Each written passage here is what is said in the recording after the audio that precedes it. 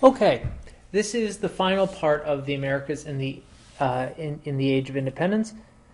Let us start. We're going to have a focus question for this final section, which is, do you see any similarities among the U.S., Canadian, Latin American social histories? It's important to understand that while there are some similarities between these cultures, there's also a great deal of difference. We're going to, especially in the social context, see if we can expand on those just a little bit.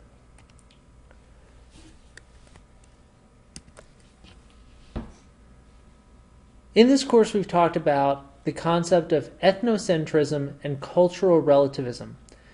To recall, ethnocentrism is the idea that my culture is superior to all other cultures, whereas cultural relativism is that my culture, my civilization, the way that my society does things is no better or no worse than yours. In the United States, for most of our history, we have been ethnocentric. One of the better ways of looking at this is looking at the ways in which we treated the Native Americans, a society whose culture, religious traditions, societal norms differed greatly from American values. For instance, some, though not all, Native American societies didn't believe in the concept of private property ownership in terms of land. Whereas in the English system, going back to William the Conqueror, William the Bastard in 1066, the American system of law and society is based on the very notion of private ownership, in particular private ownership of land. So during the 1900s, we see two sides of how to deal with our relationship with the Native Americans. On one side, we see both during the 18th century and the 19th century pushing the Native Americans further and further west into more marginal land. This is exemplified by what we talked about in a prior section, that being the Trail of Tears. So on one end, we're looking for active removal from society, putting them onto reservations. On the other hand, we're also looking at integrating them into, quote-unquote, civilizing them by taking them from their ancestral homes, taking them from their families, placing them into boarding schools, and teaching them how to be American. This seems, to some modern ears, somewhat horrific, but at the same time, keep in mind that that is the function of public school is to teach language, to teach cultural values, to teach how to be a citizen in a democratic society. Think back to your own sophomore year of high school. You took a class called citizenship, which included a quarter of civics, how to be a good citizen.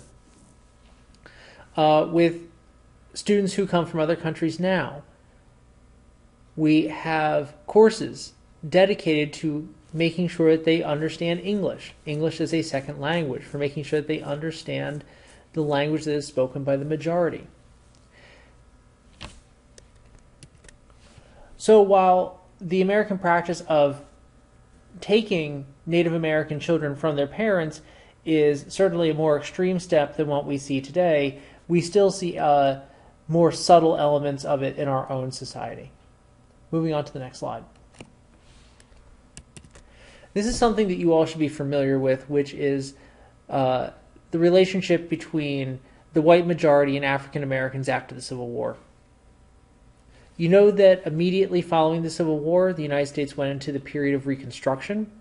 We passed several constitutional amendments, the 13th, 14th, and 15th Amendment to the U.S. Constitution, trying to secure the rights of African Americans following the Civil War. And as you'll recall from American Studies last year, Reconstruction had varying degrees of success. To most historians, Reconstruction was a bit of a failure in that it did not adequately protect African American civil rights. And in fact, what we see is coming out of the Reconstruction era, racial segregation that becomes the basis for South African apartheid later on. Moving on.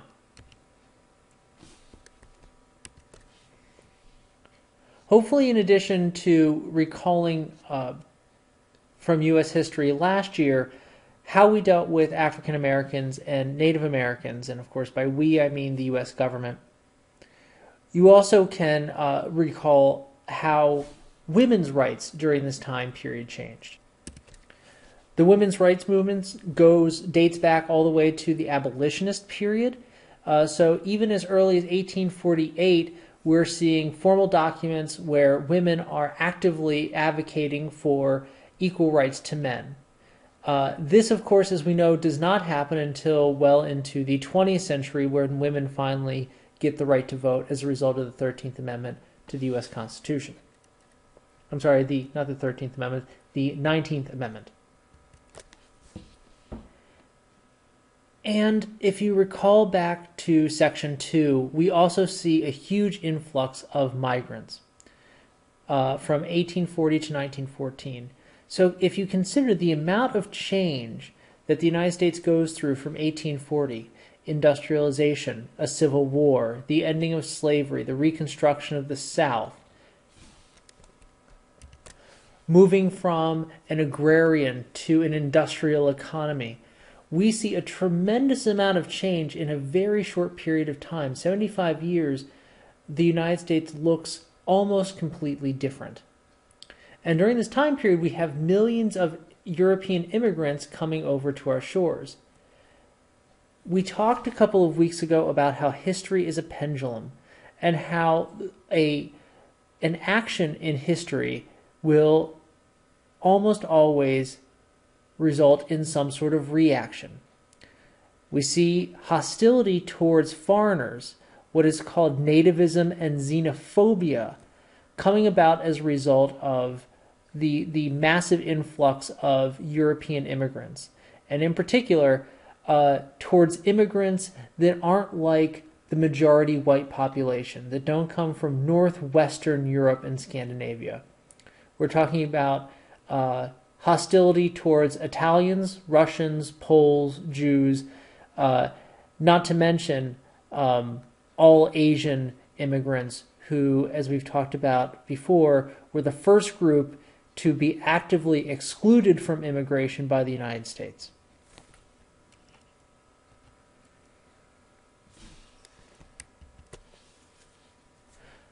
If you think back to a few lectures ago, we listened to that song, Follow the Drinking Gourd. And the drinking gourd was, hopefully you recall, the Big Dipper.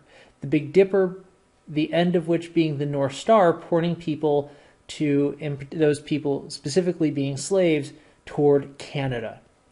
Remember that Canada did not have slavery, and so a great deal of slaves made their way through the Underground Railroad to Canada.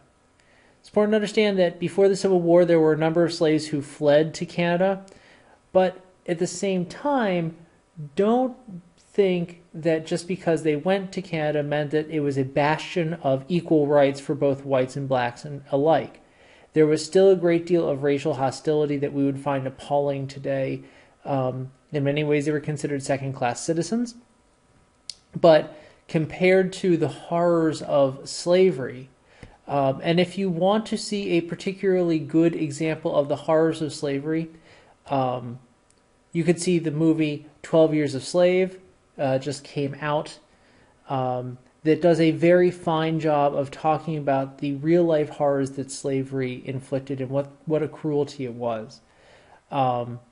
Canada did not offer any of those horrors that you saw in the American South. You also see Chinese migrants coming to work on the railroads in Western Canada. And like the United States, you also see waves of European migrants. And throughout this, you still see hostility between the British and French that only seem to be resolved during periods of conflict, such as the War of 1812. Moving on. Remember, we have the Métis population, which are the mix of French traders and native women. And one of the more controversial figures in Canadian history is that of Louis Riel. Louis Riel was Métis, And he moved to what is modern-day Manitoba. And in fact, the image you see to your right is a statue dedicated to him in the capital. Riel is a complicated figure, and in some ways not unlike our John Brown, although there are a number of distinguishing characteristics. But they're similar in that to some they are considered heroes, and to some they are considered villains. Riel is a very complicated character in Canadian history. As you can see from the notes, he came into regular conflict with Canadian authorities. He established the province of Manitoba, but was exiled and ultimately executed for treason and for murder. He formed a kangaroo court and had a Canadian official executed. Some believe justly, some believe unjustly, and again, he's a fascinating individual, and it's unfortunately we don't have enough time to focus on him. Instead, we have to move on. I want you to take a moment to look at the image to the right. This looks like a European capital, not unlike something you might see in Italy or in France, but instead, what you see to the right is Buenos Aires. This is in Latin America, described as the Paris of the Americas.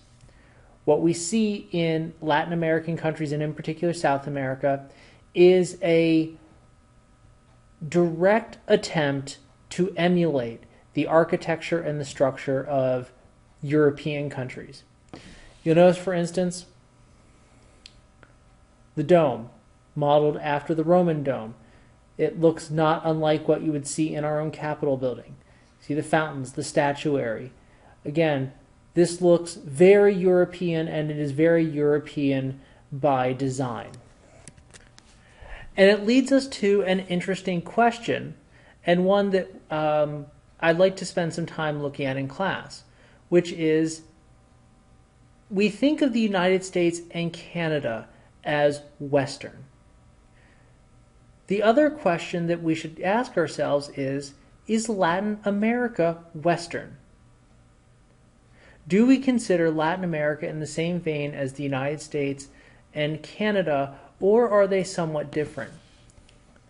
You look at this, you look at the capital city of Buenos Aires, and you would probably be pretty inclined to think that, yeah, it is a very Western, it is part of the Western tradition, or at least has elements of Western culture in it, like we see in the United States and Canada. At the same time, as we've seen in this lecture and in previous lectures, it has a much more difficult time moving from colony to democracy and a republic that we see in both the American and Canadian experience. There are also a number of social issues.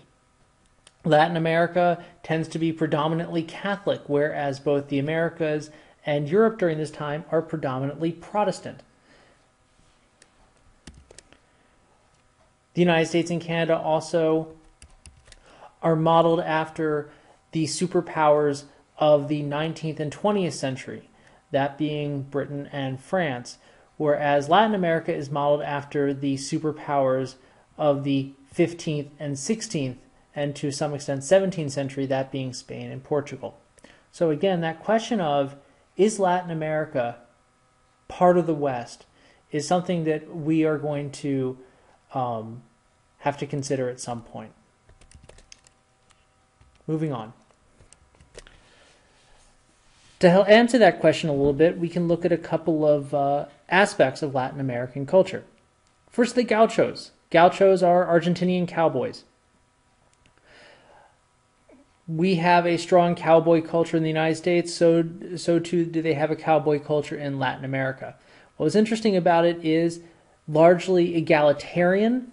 Remember, we had the casta in the Latin American tradition, just like we had racial tension in the United States. But among the gauchos, among those cowboys, they did not really recognize racial differences, or if they did recognize it, it didn't really matter much. Again, just like our own cowboys, the idea of strong, independent individuals celebrate in legend and song. I mean, the number of westerns that Hollywood has produced, the number of songs about cowboys, is innumerable in American culture. Same thing with Latin America. At the same time, in the American experience, cowboys were typically more or less free to go off and go about their business. Under the Latin American system with caudillos, remember those are the military dictators, many of those gauchos who personified independence and manliness were pressed into armies, and their lands were somewhat limited, unlike what we see in the American experience. It's also important to understand that in Latin America there was a predominance of male domination. In particular, this concept of machismo, which is something that's still very important in Latin America, of manliness, of strength, aggression. If you think of bullfighting, the toreador, going into the arena and slaying a bull. Very, very, very important cultural element of Latin America. And unlike what we see in North America, there's no real push towards creating equality between the sexes.